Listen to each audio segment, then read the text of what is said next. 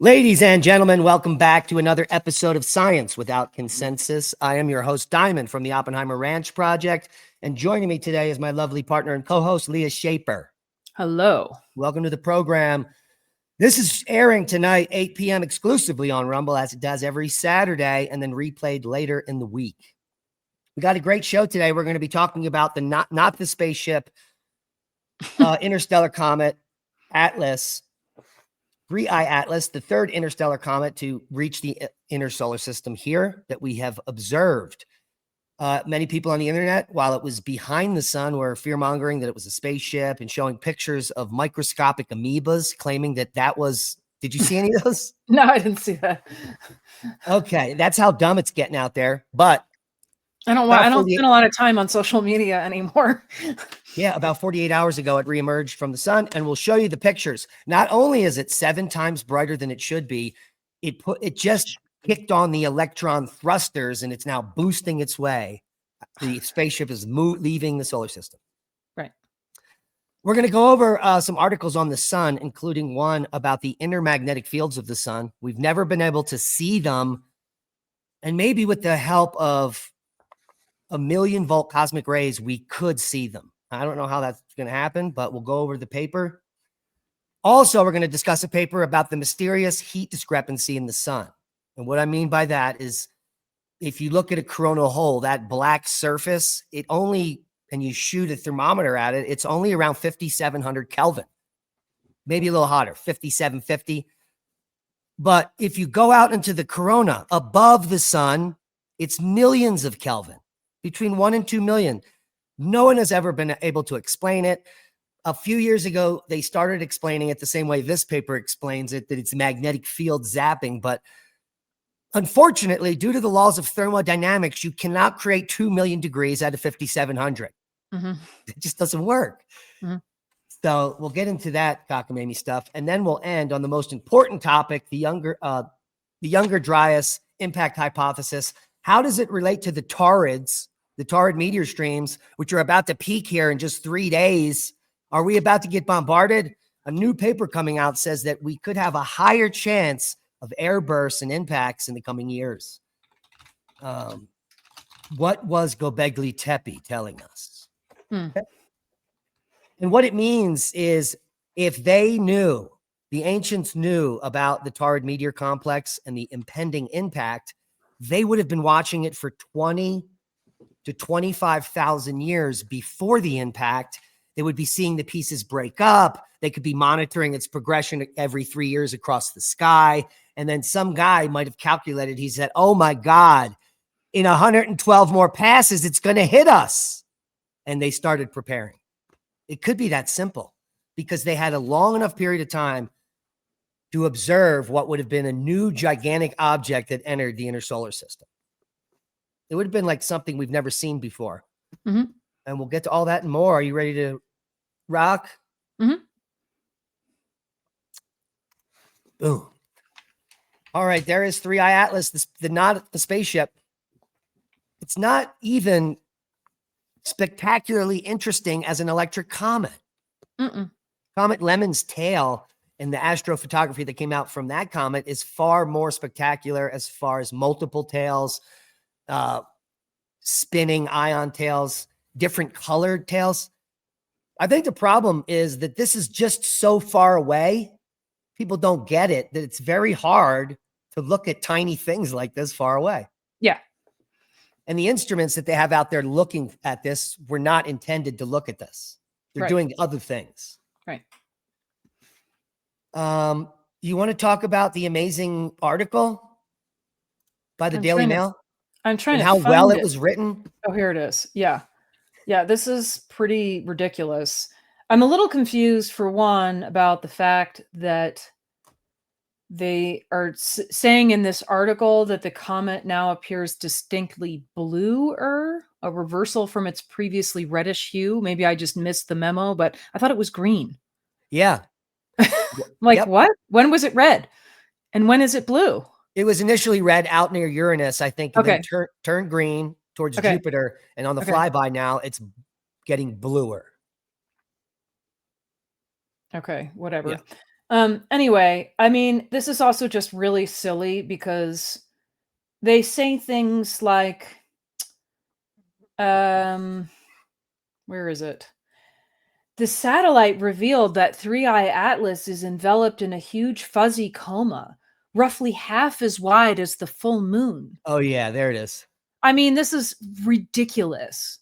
Comparing the size of a comet to the full moon, like the full moon is simply a perspective being on Earth, right? Like it would be perhaps more useful to compare the size to the moon itself, right? Which is always a spherical object in the sky that doesn't change size.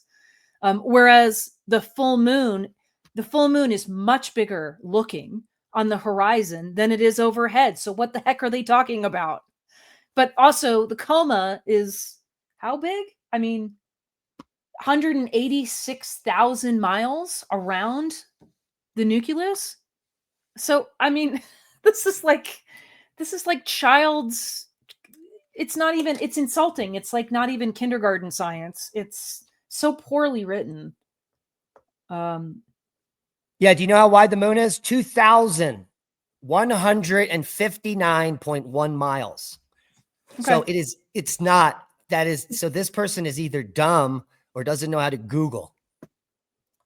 Right. Well, and it's just a really poor Because comparison. 186,000 miles isn't 2,100. No, No. no.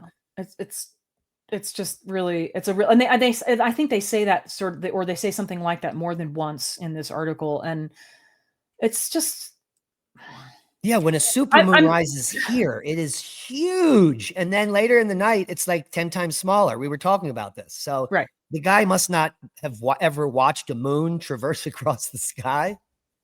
Stuff like this makes me, I mean, we talk a lot on this show about sort of the sad state of science today to begin with, you know, influenced by politics, also so much resistance to better explanations than the current mainstream, all of that. But this makes me sad. This article makes me really sad for science writing as a field as well, because what is being churned out by the media in terms of reporting on science is misleading and inaccurate and pathetic.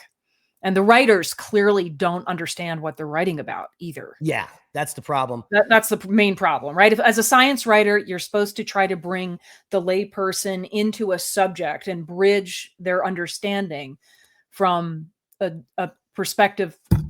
Anyway, it's just, if you don't understand it yourself, you can't effectively do that. So, Indeed. pretty sad. What the data shows now that it's emerged out of the sun is that it's brightening at a rate 7 times faster than typical comets. There is no such thing as a typical comet. Mhm. That statement is ridiculous. Mhm. Brightening 7 times faster than a typical comet from the Oort cloud, they claim, which is also a fantastical place that they've made up outside of our solar system, which may or may not exist and probably doesn't. Right. Yeah, the idea that there is some sort of standard comet, like we understand comets so well, we have like some standard model to which they should all fit, is ridiculous in and of itself. I mean, we haven't even been studying comets that long, for Right. one, you Right. know, We've only and been witnessing them in modern times, you know? So a few thousand years ago, we may not have known what they were 100,000 years ago. People might have just ran into a cave. right, other than to say that they're the harbingers of death or doom, right? Like that's basically the extent of what we knew. And then here we are, you know, with all of these people still claiming that this comets are dirty snowballs, and oh, this isn't behaving like a typical comet, but you know, clearly our understanding, at least what's reflected in mainstream science, is pretty lame. Yeah. The So reason that it's brightening 7 times faster than they've ever witnessed, maybe that would be a better statement, than we've ever observed right, in comets, because some right. comets don't brighten at all. Some comet, you know, it's like they're all different. Yes. Comet Yeah. Ison had outbursts several times on its way in, back in 2014, was it? I And don't remember. it did things that they never knew a comet could do. It also changed colors and brightness and tails. And then it completely disappeared. Once it made its way around the sun, it disappeared and we watched it turn into nothing but dust. Dust. They claimed that it melted. like an ice cream cone. Right. It's crazy. So the reason this object is glowing 7 times brighter than they've observed is clearly because it's discharging electrically. And the reason it's changing color is because that electric discharge is doing different things to the surface of the rock. Well, I think it's effectively energizing the comet. That's Yeah. the impression I get, right? Yeah. And it's all based on the electrical interaction with the sun. It's the closest approach electrified it. Wow, that's so hard to understand. Right. I mean, and this concept would, it would explain the brightness in the sense that would be, like you said, increasing plasma discharge, right? Right. But it's also, and isn't it also moving? Didn't we also say it's moving faster than it was? Right. It's So- accelerating now. right. Again, Well, energizing this comet. Like what we should it's be in a doing. different electrical environment and maybe being pushed away magnetically, electromagnetically pushed once it passed the sun. Right. Like what we should be doing here is we should be applying some of the sort of electrical perspectives on how atoms work to this. Yeah. Right? That would make all of this make so much more sense. By the way, this what is it? Daily Mail article again. In the last paragraph of the article, earlier today we were criticizing Avi Loeb. Yeah. Loeb, is that how he says his name? People say Avi Loeb. Loeb. Yeah.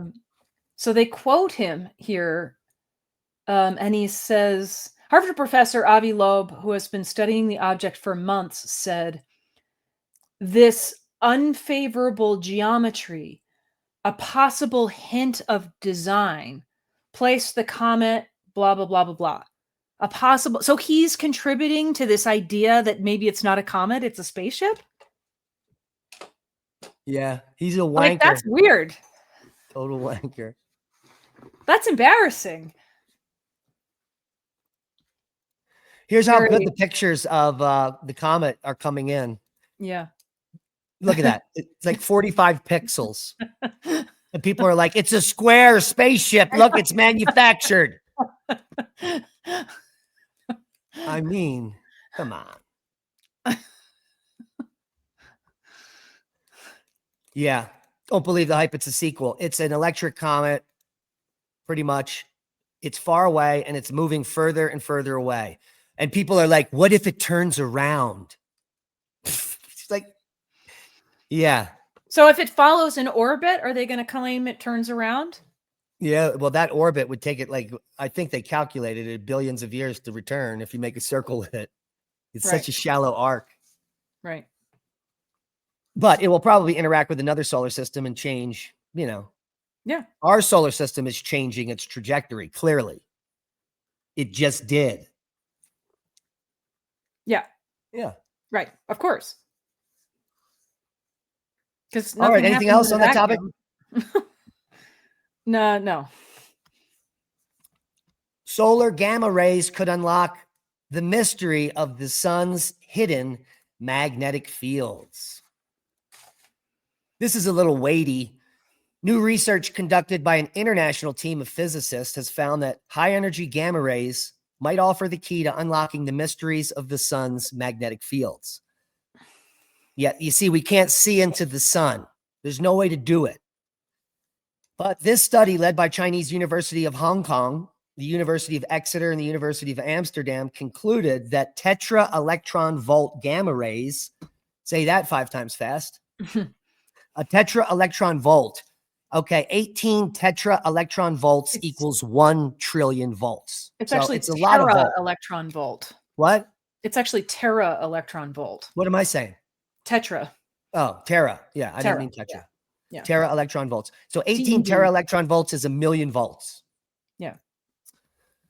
And by studying these tera electron volt rays, the cosmic rays that are at that level, 1 million, whatever it is, could be possible to identify where the fields are located, with their initial findings suggesting they're just beneath the solar surface. So, in my opinion, it's actually trillion, not million. Trillion? Yes. Giga Yeah, is 1 trillion. mega. Yeah. Mega is 1 million. I have the page and I didn't even look at it right. Mega is 18 1 million. what? Mega is 1 million. Giga is 1 billion, and tera is 1 trillion. 18 tera electron volts. A TeV is 1 trillion electron volts. Right. And what's interesting, we can create these at CERN. Imagine that. Mm. So what this research has showed that it's only really showing the magnetic field just under the surface, like not through the sun. Mm-hmm. Yeah. So I guess more work needs to be done there. Clearly. I do have the article pulled up. TeV solar gamma rays as a probe for the solar inner work magnetic fields. Oh, that's another weird thing is this new term, internet work. They're calling them internet work magnetic fields. I'm like, where did that come from? Well, we could probably Google it. Yeah. Internet work. No, there's nothing on that. Internet work. Working. Oh, it's not internet work, it's internet work. That's the crucial part of understanding the term. Yeah. So I guess the network is, I don't know, I guess the network is referring to how the magnetic fields interact. Yeah, let's take a look at the paper's conclusion. Look at all these graphs. These guys must be smart.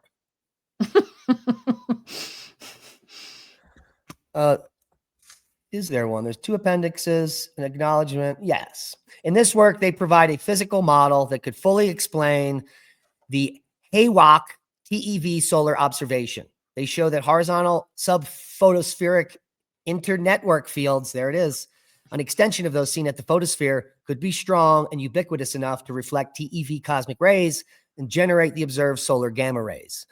So all those listening that are now confused, that's okay.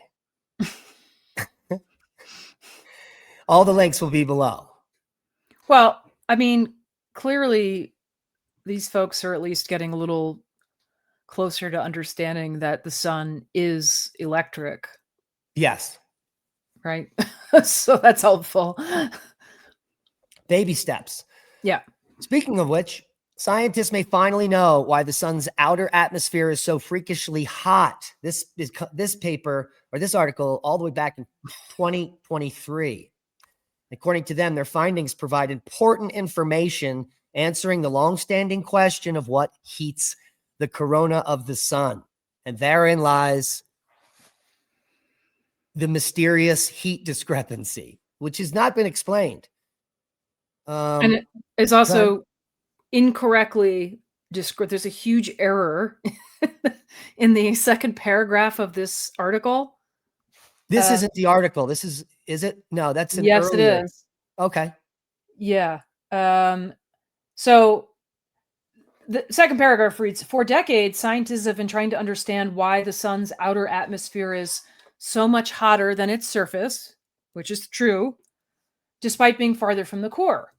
Whereas the surface or photosphere is millions of degrees Fahrenheit, the outer atmosphere is only about 10,000 degrees Fahrenheit.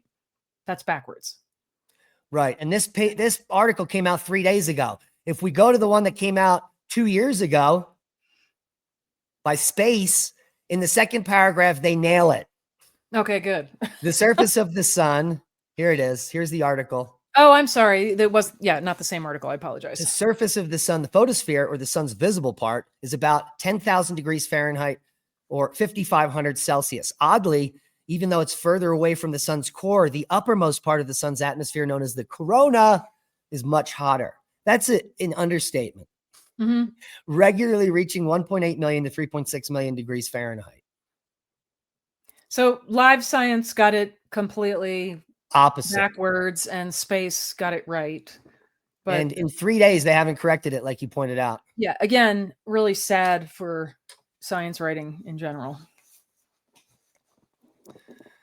So the article or the paper, Evidence for Small-Scale Torsional Alpha Waves in the Solar Corona. It's hard to understand any of these scientifically. But the sun's atmosphere is heated to millions of degrees, which generates X-rays, extreme ultraviolet radiation, and the solar flaring and all that activity happening in here that we're looking at a CME here and some flares is creating all the elements in our solar system. Mm-hmm. The sun has created all the elements in our solar system that we have now, even us. That's why we're star children. Mm-hmm. But to explain some kind of torsional Alphen wave that breaks the law of thermodynamics does not hold water to me. Right. Unless, which they don't allude to in the paper or the article, they embrace plasma cosmology, and these electrical loops on the surface are being powered externally. So the heat has nothing to do with the sun. The sun is a cold black body. Mm-hmm. And and it's attracting the electricity from externally from the Milky Way galaxy, which is heating the photosphere. Mm-hmm. Yeah, because electricity can do that. Right. If you have an unlimited amount of electricity from the center of the Milky Way coming into our solar system through the sun, that's a lot of degrees. Mm-hmm. And this is the interaction with that cold surface. This is the magnetic interaction from the energy coming in to whatever the magnetic field on the sun is doing to it. That is what we see and we call space weather. Mm-hmm. So, all right, I just wanted to get that off my chest. Right. I mean, it's the same, it's sort of the same problem that we run into all the time. Somebody makes a discovery and then they're like, well, this doesn't jive with our current models' theories. And it's like, okay, well, maybe your theory is wrong. Right. But no one ever considers that. Yeah, right? Because it's too years big. ago, what? It's just too big, to kind of, yeah. So in the new study, which was actually years ago, the first of these, researchers investigated common fluctuations associated with the sun known as low amplitude decalus kink oscillations. These are fluctuations in coronal loops or arc-like structures made of plasma that start in the photosphere and extend into the lower corona. These waves are relatively weak, but do not decay in strength over multiple cycles of fluctuation. And as such, they may potentially be supplying a large amount of energy into the corona over time. How? Out of nowhere, this magical wave is heating up the photosphere. Right. Very interesting. Energy from nothing. It's coming from somewhere and it's external to the sun. Right. Clearly. Do you want to talk about this anymore? Because until they start talking electric universe, I don't have much time for it. Yeah, I hear you. All right. What are we talking about next?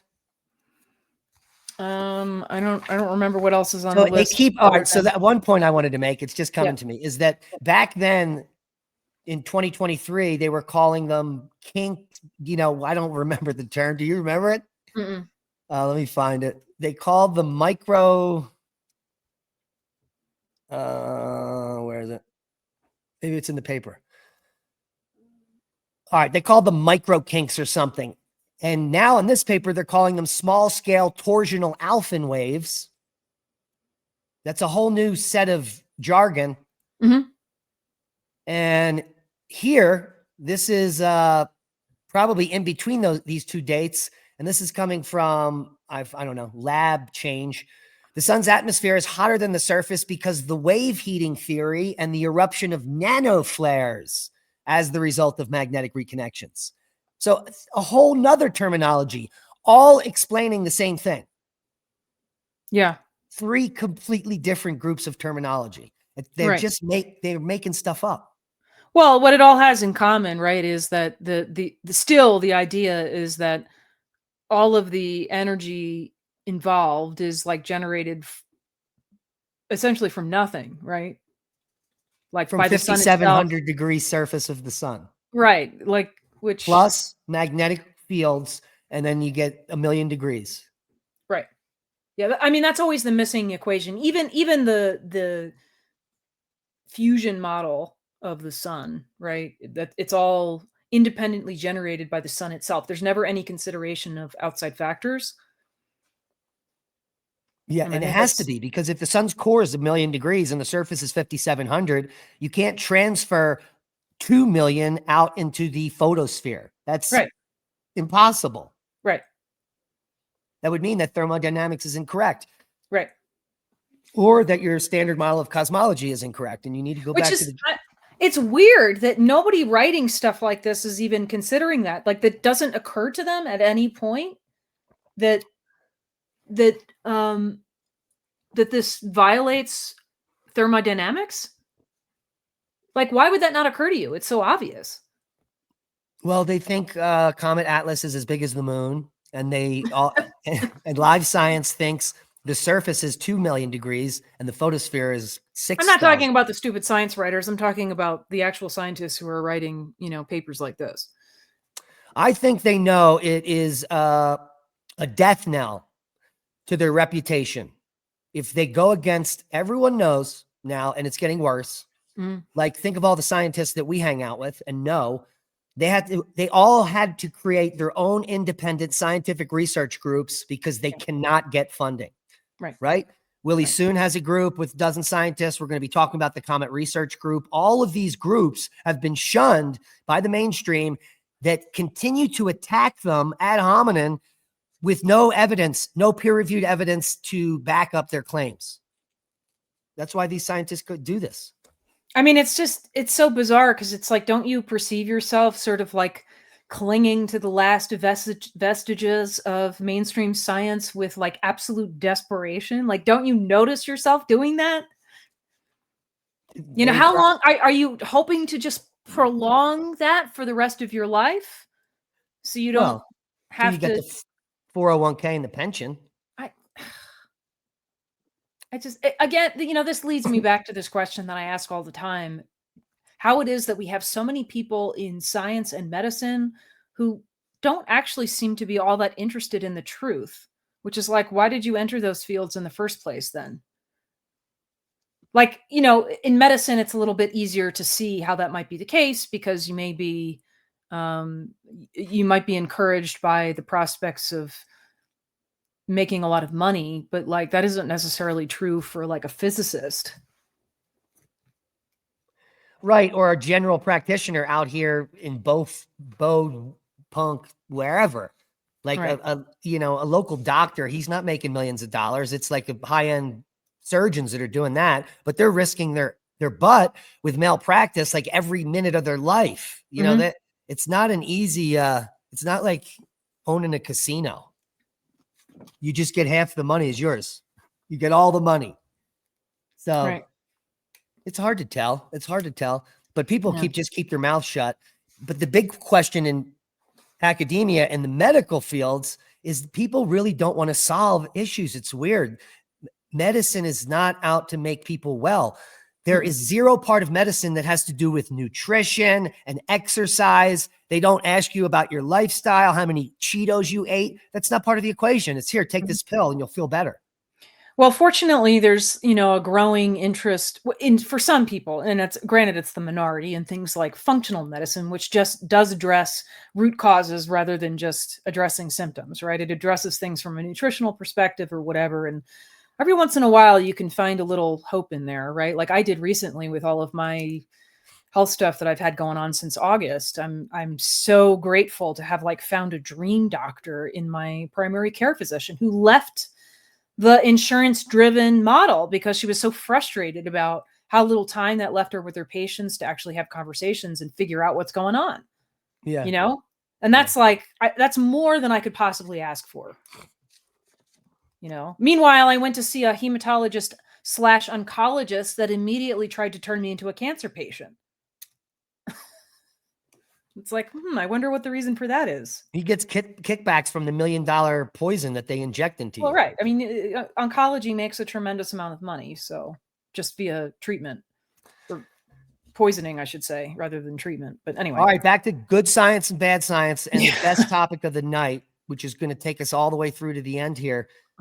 It starts with a paper. Well, it starts with this article I found. Halloween fireballs could signal increased risk of cosmic impact or airbursts in 2032 and 2036, according to new research. And here's the paper. What's interesting about this paper is that you and I, at least for 5 or more years, have been speculating about this Taurid stream, its relationship to the Younger Dryas impact hypothesis. Does it have a long-term periodicity? As we already knew, it has a 3.3 annual cycle where Enki comes back around, and clearly behind Enki is probably most of the bits and pieces left, because Enki is the largest piece left from the parent body.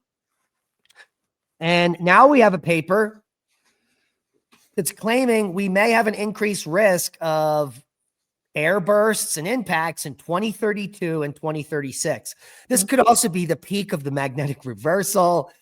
This could also coincide with the VEI-7 eruption. What a time to be alive. Yeah. Yeah.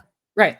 So 2032 would align with the Taurids that happen in the fall, and then 2036 is the beta Taurids that happen in the spring. There's I think it's in the article, there's a nice little graphic of what they're calling here the, what is it? Taurid resonance stream? Yes, thank you. The Taurid resonance stream. Here it is. And yeah, this is kind of handy. So the green section would be the resonant swarm. So meaning the highly concentrated section of the Taurids. That's what they're hypothesizing here. And we've talked about this idea before. It's the concept is coherence, right? That the meteor stream is not a consistent density, that there are sections that are highly concentrated, and that would be the green section here. So the proposal is that we're entering this in 2032. Yeah, November, and that would be the nighttime Taurids, whereas the daytime Taurids are well known. This is the Tunguska event. This probably came from an object in that resonant stream we just showed you, as well as Chelyabinsk, both daytime events, both happening during the beta Taurids, and both catastrophic.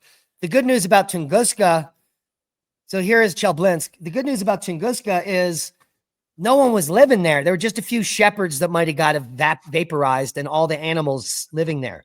But this Chelyabinsk, which is a much smaller object, shattered thousands of buildings' windows, injured thousands of people from the glass. And this didn't even hit the ground. It was just an air burst. Here you can see like the first part, and then see there's like multiple bursts. And each of those are going to be associated with probably sonic booms. So that's probably like boom, boom, boom, boom, boom. Right.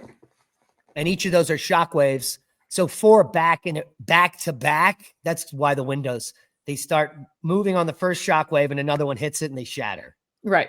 Because it's like competing waves. Right. You can get hit with one shock wave and maybe rattle, but then if another one comes in while you're rattling, and this is a spectacular event. This is a daytime bolide, and it gets almost as bright as the sun. Yeah. And it's not even a big piece. No. Yeah. Oh, right. So it's also noted in this paper that this has happened before. 1971 and 1975 would have been kind of the same deal. And this was kind of confirmed by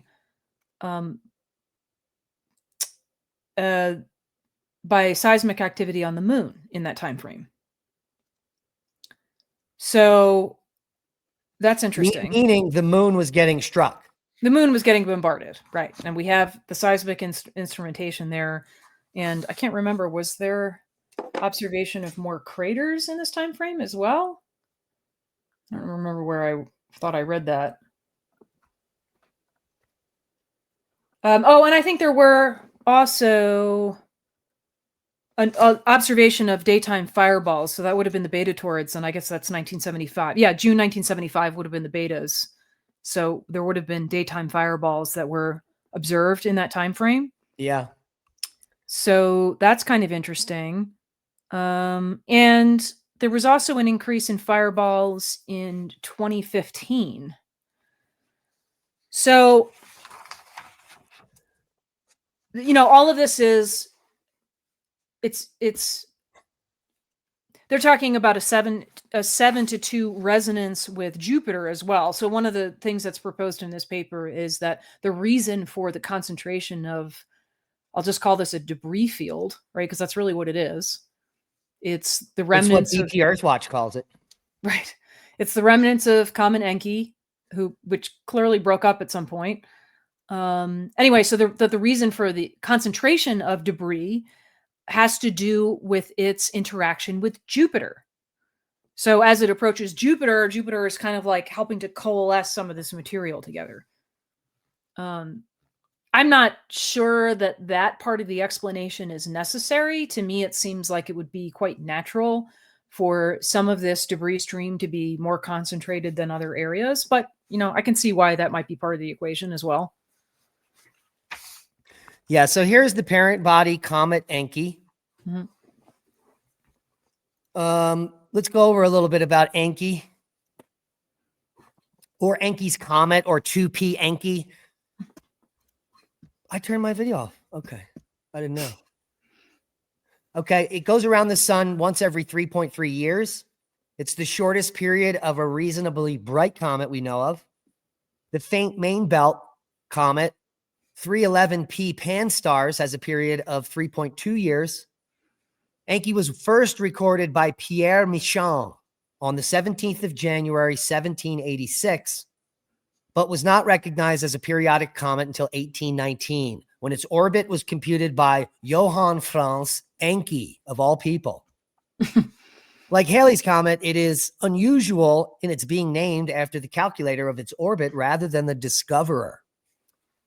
Like most comets, it has a very low albedo, reflecting only 4.6 of the light of its nucleus receives. Although comets generate a large coma and tail that can take them much more visible during perihelion, blah, blah, blah. The diameter of Encke is about 4.86 kilometers. Now, I got this paper, Spectral Properties of the Largest Asteroids in the Taurid Complex, and the largest known body in the Taurid Complex is Comet Encke, which has been regarded as the major source of zodiacal dust by Whipple as early as 1967. Now, this is significant because Whipple was the first person to do all of the mathematical calculations with the multiple streams that are all the same size in the Taurid Complex, which there are 4 streams, actually, not just 2. It's not just the beta. And what's the other ones? The Taurids, the beta Taurids, but then there's the northern and the southern. Right. Is that So the these 4 are streams you're 4 talking about? distinct streams, each with a parent body. Right. So Whipple took all that, estimated how much debris is in there, and put it back into a single rock that's 100 kilometers at its biggest. So somewhere between 50 and 100 kilometers is the estimated initial parent body. And Whipple also said it entered into the inner solar system for the first time 40,000 years ago. Yeah. This is significant for the Younger Dryas impact hypothesis, because this comet comes in 40,000 years ago in one piece, and something happens around 14,000 years ago. Everything for the whole time. So something happens 14,000 years ago. The sun warms up. It's the bowling alley rod. What if during the 40,000 years, this baby, each time it goes around the sun every 3.3 years, because that's the periodicity of the parent body. It's the same as the debris field. So every 3.3 years, it has a chance to break up into more and more pieces. Yeah. Some of them start hitting the ice sheet because we're in glacial maximum. This explains all of the flash frozen mammals that go all the way back to around 40, 45,000. That's when they start showing up. Right. Around 42 or 3, I think, are the oldest dates. So that matches. The catastrophe matches the object. So the object's breaking up. Little pieces are straying and they're hitting Earth, causing these catastrophic slurries of chopped up animals and mud. And then around 14,000, it gets really close to the sun and pieces hit the sun. We know that when big objects hit the sun, there are huge coronal mass ejections directly afterwards. That could be the solar outburst that begins the warming. Mm-hmm. And it's then, worth noting, we enter the debris field 12,800 years ago, and it's all of it. Right. Or most of it. Right. Yeah. It's maybe worth noting as well that the Lechamp magnetic excursion would also be happening around the same time as the entrance of the parent body. Which could explain why that happened. Right. Now, the bigger question to me is like, how did this body end up in our solar system? Like, how was it captured? Well, and maybe, the standard theory is it's perturbed from the Oort cloud by something and it comes near Jupiter, which slings it because Jupiter's big enough to slingshot it into the inner solar system. So it's interesting to think about this too, because, okay, and this is just, honestly, as far as this part is concerned, like that this is a comet that entered our solar system at some point, that it wasn't always part of our solar system. But it's interesting to think about because it's potentially a similar scenario to Atlas, right? Yeah. Like we don't see a lot of comets that are not already part of our solar system. So it makes me wonder what happens with Atlas, let's say in the next, 50,000 years. Yeah, well, let's take a look at this paper coming out in 2010, January, by W.M. Napier. Paleolithic extinctions in the Taurid complex. So Whipple did all the initial math back in 1967 in that time frame. And with better and better instruments, we're going to have more and more information. Clearly. Yeah. But by the way, it's worth noting that like Napier, Klube and Napier is like a really important paper in terms of like a younger Dryas impact hypothesis and all that. Oh, nice. Yeah. So here in the paper, a large Paleolithic short period comet. The complex nature of the Taurid Taurid meteor streams has long been recognized with, for example, Denning, 1928, identifying 13 separate substreams within the system. The complex encompasses Comet 2P Encke with an orbital period of 3.3 years, differential orbital precession arising from Jovian perturbations, you alluded to that, yields 2 main nighttime branches and 2 daytime branches. And this is from the orbital dispersion of the material, Steele and Asher 96, derive an age of 20 to 30,000 kiloyears for the system. So Whipple says 40. These guys say 20 to 30,000. It still puts it in the time frame.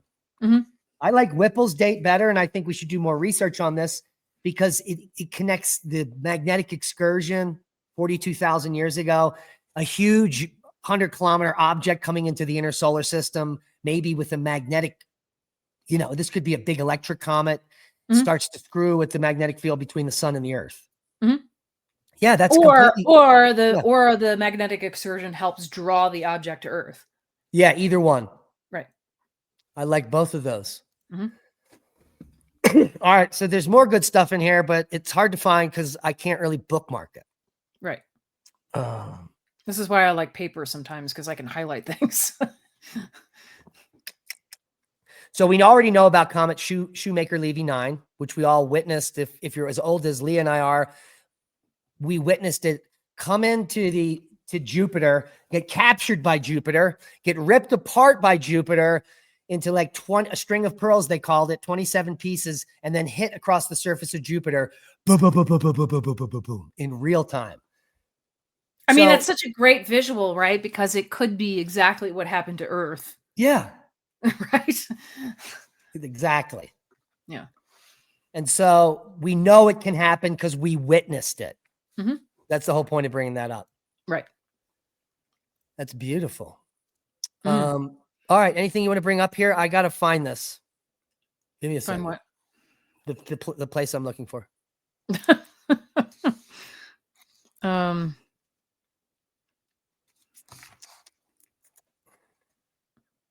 The resonance of Jupiter, 3.39 years. Some geophysical expectations. Oh, this is a little bit of an aside, but I wanted to mention this because I thought this was really interesting. Yeah. Shoemaker wrote, and this was about the idea that Tunguska was a cometary object. He writes, the strongest evidence that the Tunguska object was a comet comes from the distribution of very fine particles in the high atmosphere on the night following the encounter. An enormous, bright, noctilucent cloud extended westward from Siberia to Ireland, and as far south as 45 degrees north latitude. So this is just a reminder that these bodies are electrified. And they leave a signature in the upper atmosphere. And then again, a decade later, and this is not Shoemaker writing now. This is the authors of this paper, the 2032 and 2036 risk enhancement. A decade later, the comet he co-discovered, Shoemaker-Levy 9, collided with Jupiter and provided a better explanation for the noctilucent cloud of 1908. High altitude condensate from a collapsed ballistic plume that was also observed on Jupiter. Now, I would argue that it's not necessarily condensate. That might be part of the equation, but rather that it is essentially like the particles that are, or particles that are heavily electrically charged. Yes. So that's interesting. I'm trying to find a good visual, but I can't. But let's just take a look at this.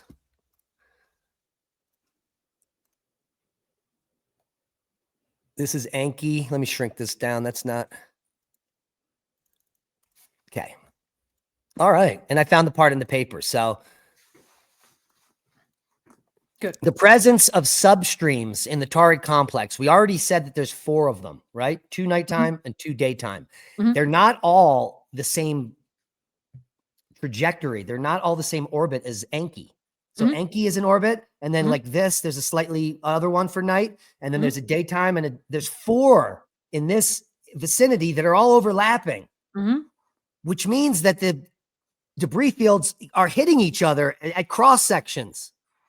So that's where perturbations can occur, and big objects can get knocked towards planets. Well, I mean, to me, it also speaks highly to the idea that this is all attributable to the same parent body, right? Because if there's some kind of interference that causes the parent body to break up, it makes sense that you're going to end up with things at slightly different trajectories. Why is that so hard to say? Yeah. So the presence of substreams in the Taurid complex indicates that the progenitor comet also took the route of multiple disintegration, and searches have revealed a number of near-Earth objects associated with the substreams of the complex. So back in 93, Asher, Klube, and Steele, Porbukin, Kornos, and Williams in 2006, Bashananov, Williams, and Kurakova, 2008, Klube and Napier in 84, pointed That's what I was talking about. Yeah. To the orbital resemblance between Comet Enki and Olianto, as well as 1982 TA and 1984 KB. So there's 4 now parent bodies, which were all part of the original, whatever it was. Latter numbered and named 6063 Jason, and proposed that all these bodies, along with the Taurid meteors, were the remnants of an erstwhile giant comet. In fact, these are among the largest near-Earth objects. And so that's fascinating, which means they are the most dangerous to us currently. Oh, yeah. I can't think of anything else that has a higher risk of colliding with Earth. And just looking at that Taurid resonant swarm, I mean, makes that abundantly obvious. And it's like we're regularly going through the stream, and granted, it's more dense at sometimes than others. Yeah. But obviously, the more we go through it, the greater the odds. Of course, as more time goes by, the more this material is going to break up, making it impact less likely or less likely to be significant, but still. Yeah, so here is the Holocene variation, and back into the last glacial maximum, back 50,000 years. So the object comes in 42,000 years ago, maybe because of the magnetic excursion, or maybe it causes it. And it breaks up, and some of the debris starts hitting Earth in the next 20,000 years, causing those flash frozen mammoths, dire wolves, horses, all of the good things at 42, 38,000. They date all the times. None of the flash frozen animals, though, date to the younger Dryas. Right. An extinction happens there. Everything dies, but none of it is catastrophically buried. It's broken up into pieces. And so maybe around 15,000 years ago, a piece hits the sun. There's this massive solar outburst. The sun kicks back on. The earth warms up.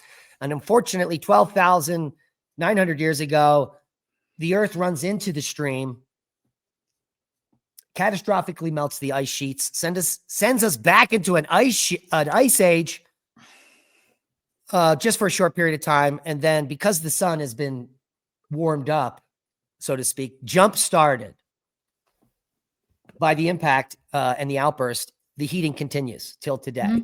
And we are where we are. Now, that is the younger Dryas impact hypothesis in a nutshell, but only the last part. Yeah.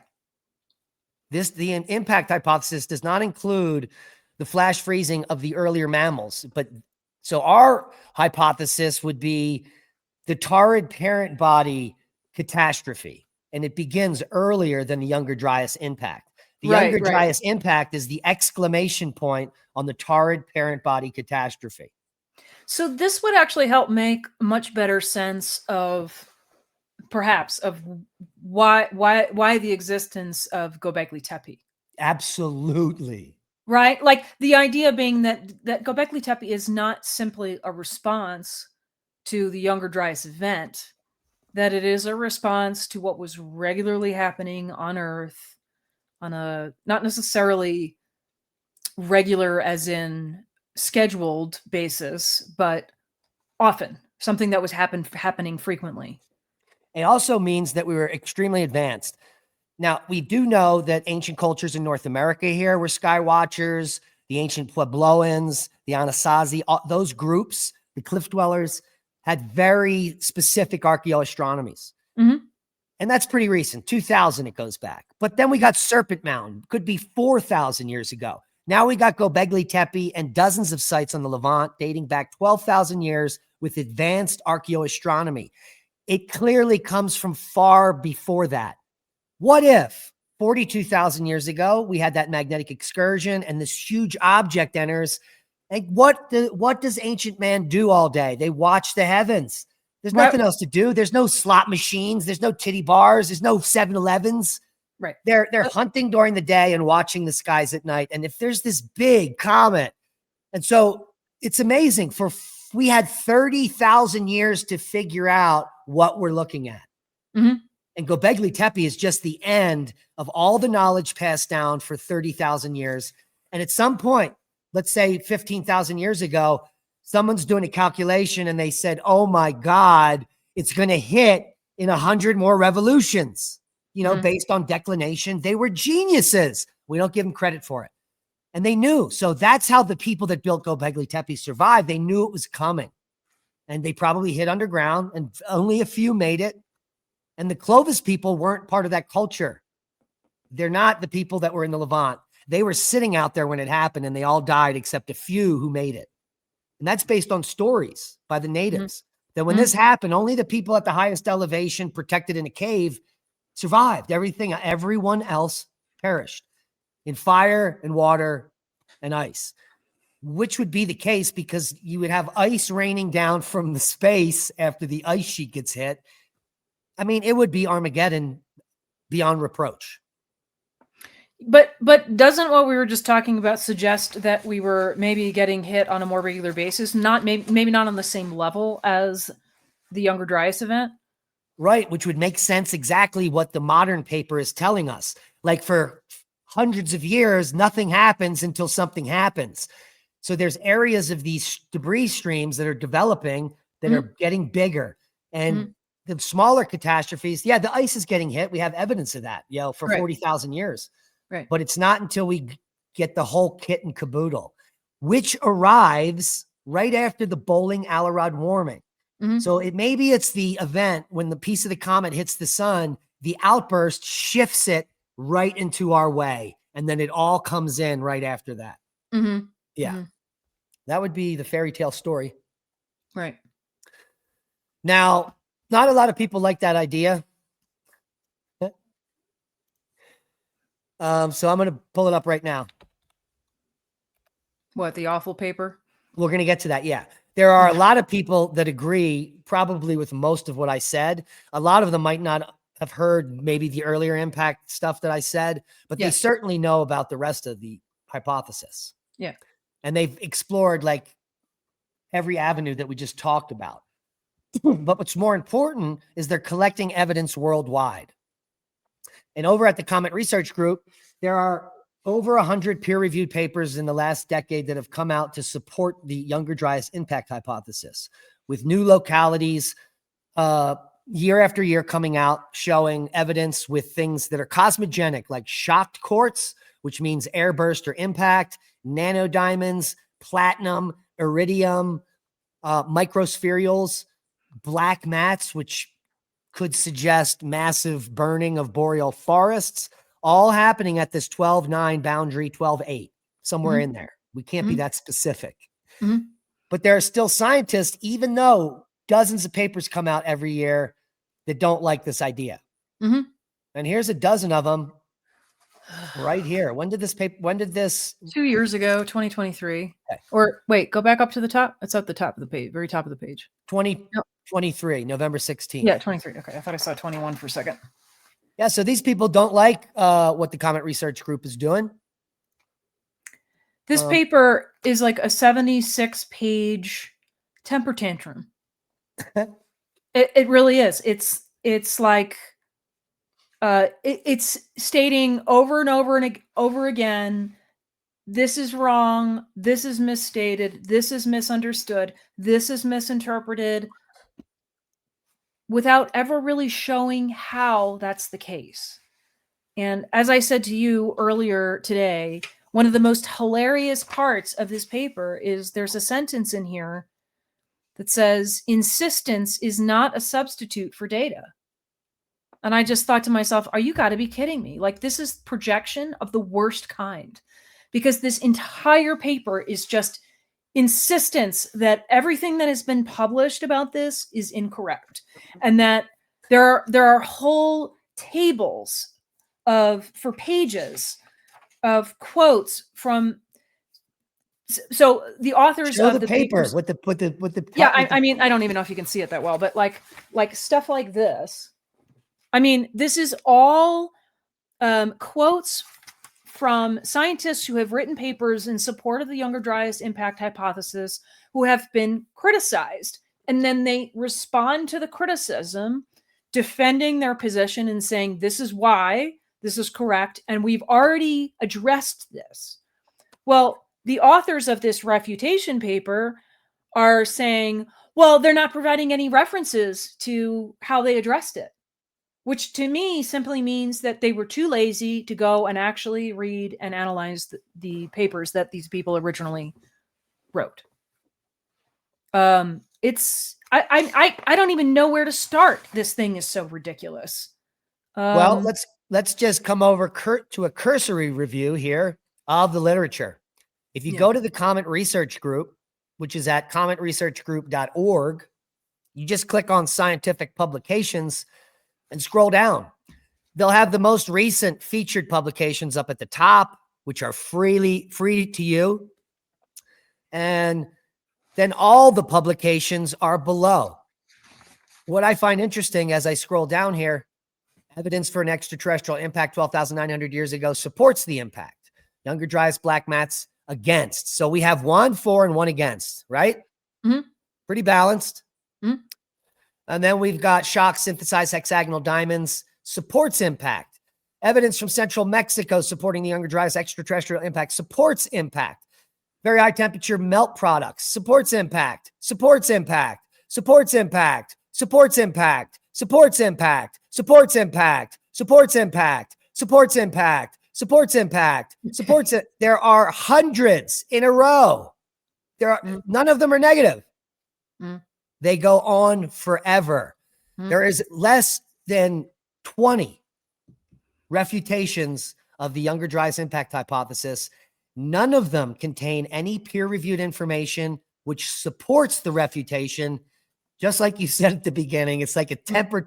These refutations are like, no, they did it wrong. Their science is bad. This one guy was dumb and I don't like him. It's like, I mean, okay. Some of the objections in the refutation are, there's a lot of persistent statements that just say this is misleading without explaining why, this is wrong without explaining why, blah, blah, blah, blah, blah. But, they'll say things like, well, okay, this is one of the most ridiculous, where they talk about how, so they're addressing the extinction issue, right? That there were a lot of megafauna around this time that went extinct during this period. In some places, they say that this didn't actually happen. Like right in the abstract, they say, there is not obvious evidence of environmental cataclysm at that time in the vast published geomorphic or paleobotanical records. There absolutely is. I Right. just showed you 100 papers. Yeah, exactly. There is no support for the basic premise of the Younger Dryas impact hypothesis that human populations were diminished and individual species of late Pleistocene megafauna became extinct or were diminished due to catastrophe.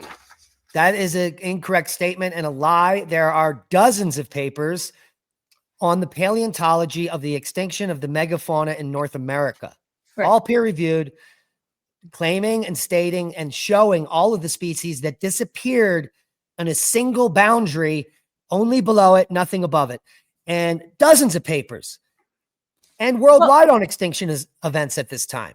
The abstract continues to go on to say that there are no craters that date to this time. This is another lie. There are craters all around the world that date to this time. This one in China was just discovered this year. Right. You've got Meteor crater just 100 miles in Arizona from here that dates to 12 to 15,000. That is the Younger Dryas crater that they don't know exists. They're everywhere. Yet how do these scientists not know that all the things they're claiming are actually exist, are peer reviewed, and there's literature about it? I don't get that. Well, here's the other thing. Even if the craters didn't exist, which they do, one of the main mechanisms that's proposed is hitting the Laurentide ice sheet, which wouldn't necessarily have left a crater. If the majority, and that's what happened, the majority hit the Laurentide ice sheet. Some of them exploded over the Atacama Desert. We have melt glass dating to that time. Some of them exploded over the surface, airbursts across Europe, North America, Australia, all dated to the Younger Dryas. And there are craters on the ground in Arizona, in China, that date to around this time. So all the evidence exists, even the microscopic to the macroscopic, right? The shock quartz, the nanodiamonds, all of these things, the platinum and the iridium all lean towards cosmogenic in origin, yet they claim that none of it does. It's mind-boggling. Yes. And so you and I were talking about this earlier too, right? Like there are lots of claims in this paper that the materials that have been found that indicate airbursts, impacts, all of that kind of stuff, like nanodiamonds, microspherules, all that kind of stuff. Oh, these aren't the kinds of those materials that would indicate this, which is not true. We've gone over this in the past where people have made, they've like very clearly analyzed the materials that we're talking about and said, okay, like for example, this platinum isotope clearly indicates this, even though there are multiple platinum isotopes on Earth, there are reasons why the presence of a high concentration of this particular isotope in this location indicates an impact, for just as an example. Right. Yeah, people have gone through this with the materials with a fine tooth comb. Right. And these people are claiming, no, that never happened. And they haven't provided that proof or anything. Yeah. The one paper on the geochemistry of the microspherules and all that proved that the ones they found had to be had to be cosmogenic. They could in no way be terrestrial. Yeah. Why didn't they look at that paper? Right. But they would probably say, oh, they did the experiment wrong. Without explaining why. The mass spectroscopy was incorrect, which is like the machine just looks at it and spits out the data. It does not have a conscience. Yeah. I mean, back to the extinction issue. I mean, this is just an example of how stupid this is. So they're writing in here, this is under the section called misunderstood megafauna extinction. So part of the objection is that there were megafauna that went extinct before the Younger Dryas. Yeah. However, based on what we were just looking at, and also based on the fact that there was a freaking ice age, I don't really find this surprising, and that doesn't debunk the YDIH idea at all. But one of the dumb things they say here, they're talking about Sweatman claimed, many extinct megafaunal species are found below the black mat, but not within or above, including horse, camel, mastodon, dire wolf, American lion, short-faced bear, sloth, and tapir. Yep. So then they say, finding extinct species stratigraphically below the black mat has little significance. All manner of extinct species, including dinosaurs, are below Younger Dryas deposits. Yeah, these people have the gall. Are you kidding me? Right. The extinction of the dinosaurs occurred at the KT boundary, which is the same, which is the equivalent of the Younger Dryas boundary.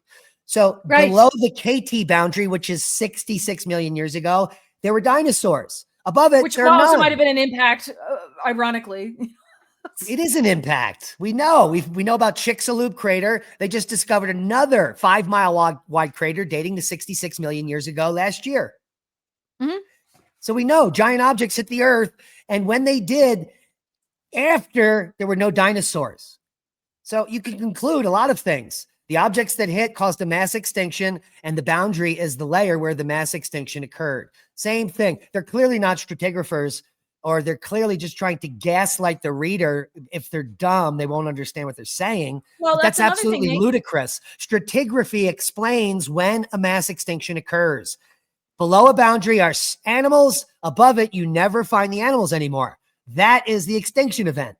I mean, I don't know how much simpler to explain it to them. They state again and again and again here that there's all kinds of errors in the stratigraphy, and that there's all kinds of, that the dating overall is not specific enough or accurate enough. But I'm like, that's like every earth science that we've ever encountered. Dating can be really difficult sometimes. Not recent stuff. Dating in the last 50,000 years is very accurate and easy to do. It's when you get older than that. Right. Not to mention that the Younger Dryas impact event just occurred at the last cycle. What that means is that Earth has sedimentary cycles that occur. Mm-hmm. For 12,900 years, North America has been stable since that event. Mm-hmm. So it's very easy to find the Younger Dryas impact. It's just a few feet underground and very easy to date. It's not like 100 feet underground. Right. It just happened. Right. And okay, well, maybe I shouldn't. No, I'm not going to go there. I was going to say something about the specialties of the authors and like how much do they know about stratigraphy, but I'm not going to go there because that's kind of an ad hominem. Real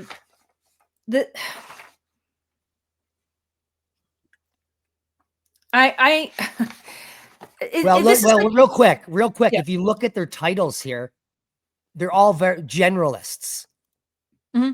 They're generalists. Department of Geography. What else did I see? Well, you got Earth Science, Earth and Planet Sciences. That's very generalized. Research. Yeah, lithospheric research, very generalized. That means the crust. I mean that. So none of them are specialists. Certainly not any paleontology here. I don't see anything. Everything is just general Earth sciences, and that therein might be the problem. Well, and like here's an example of a kind of this issue. The book is based on fanciful This is referring to I think a Firestone book. The book is based on fanciful speculation and demonstrates a remarkable lack of understanding of the archaeological and stratigraphic data discussed. Are any of these people stratigraphers or archaeologists? Well, No. I'm a stratigrapher and a paleontologist, so. But that's why of course, I'm not. I'm not saying that it's impossible to like understand some other specialty when you're in a certain specialty. I'm not going to say that, right? But like, that's just saying things like that again and again and again and again. We'll just take you for example. In 10 Right. years, you become an expert in catastrophism. Right. Right. And my background is in physics and philosophy of science. Yeah. You know, All you have to do is read 100 papers and every article that comes out, and then you're at the top of the field. That's what you do in school. Right. You read all the journals, you suck it all in, and you're at the top of the field. I also did. People are not reading all the papers and sucking it all in. No. They're just angry. No. Well, and that's. Again, misunderstanding or misstating stratigraphic and archaeological records is a common theme in support of the YDIH, as documented in this review and elsewhere, which they don't even document well. They just keep stating it, that these people are wrong. Now, here's the most baffling part of this to me. So I came across this refutation because one of the authors that is part of the refutation, Mark Boslaw, is also the lead author on this other paper we were talking about earlier about the Taurid meteor stream and the chance of, running it, of a near Earth object hitting us in 2032 and 2036. There it is. He's the main author. He is the lead author on this, and it's very confusing because this paper clearly provides evidence of coherent catastrophism. We've talked about this before, specifically in relation to the Taurids and earlier in the show, right? That there are areas of higher density of the debris, and so our chances of being hit go up. Very clear evidence of that. And yet, Boslaw and these other authors of this refutation paper apparently have, I don't even understand what their position is now. They have been criticized for rejecting coherent catastrophism, and they're like, but you're wrong, and we're not ignoring it. Like, this is part of our hypothesis. Like, this is where I get to the level of like kindergartner temper tantrum BS. Because now you're just acting like a jealous, emotional child in your field in science, and it's completely ridiculous. And it's embarrassing. This visual is from their paper, which is claiming that in 2032 and 36, we could be hit with a cosmic catastrophe, a thicker stream, air bursts, and impacts, which is catastrophism. Nothing. That's what it is. Right. And right in the beginning,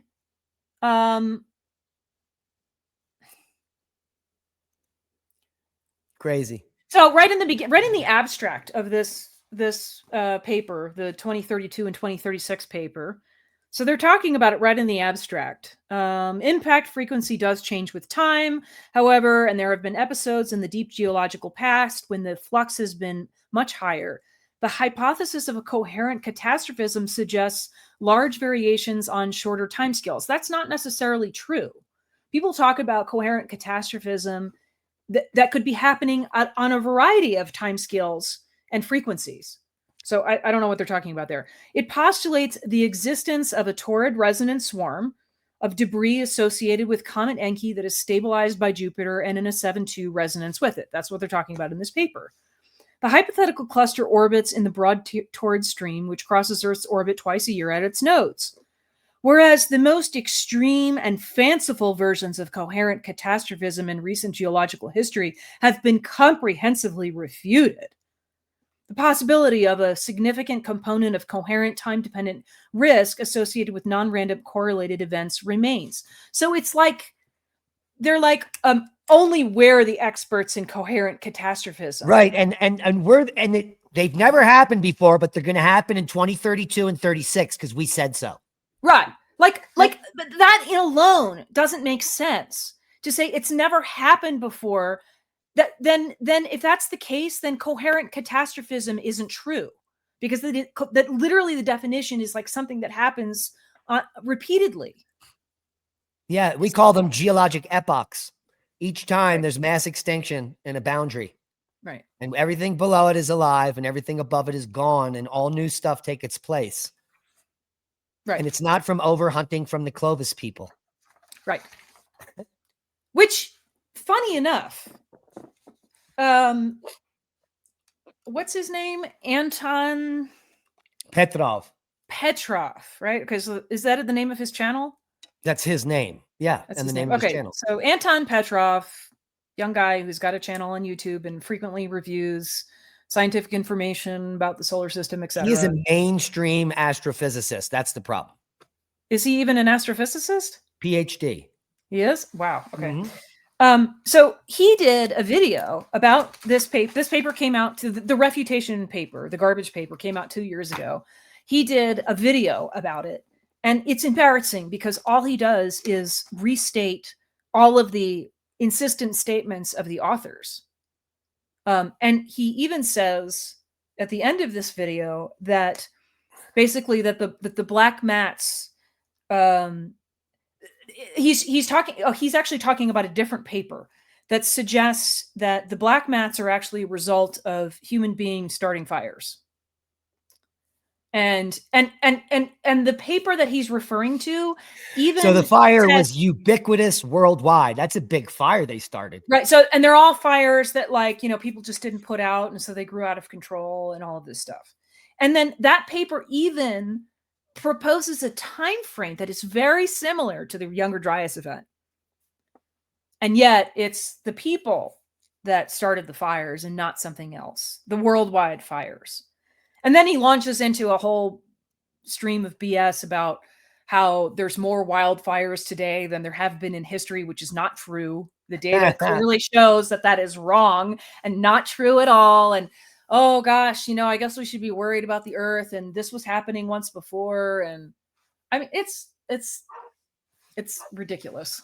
So according to the guy who says that the Younger Dryas impact hypothesis is nonsense and that coherent catastrophism doesn't exist except when he says it does. Right. His paper says the risk and from in the way airburst, he says it does. What? And it has to happen in the way and at the frequency that he says it does.